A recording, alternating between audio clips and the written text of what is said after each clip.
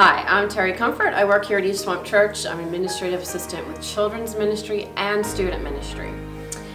So it all started for me when a lady 2 doors down invited me and another girl across the street to go to Pioneer Girls at the local church. And my mom, luckily, said, go ahead. So we piled into her little VW bug every Wednesday and went to Pioneer Girls.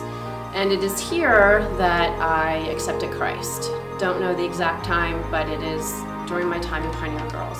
I loved Pioneer Girls, and I also became good friends with the pastor's daughter, and the pastor's wife was my pal in our Pal Gal program at Pioneer Girls, and I know that she prayed for me a lot.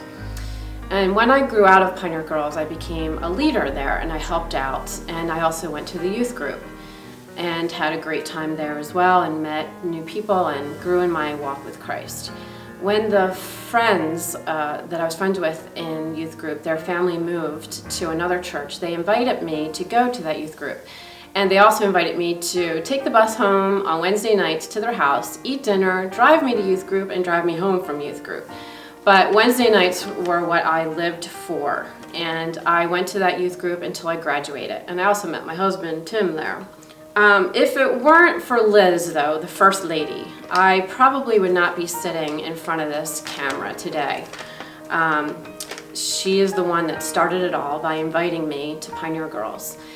And a really neat story is, a couple years ago, I decided to try to get a hold of her. She had moved to Alaska as a missionary and stayed there. And my mom still kind of knew, where she was. So I stalked her on the internet and came up with her address and wrote her a letter telling her that I was now teaching 4th and 5th grade girls in Blast and that I wanted to thank her for what she did for me. And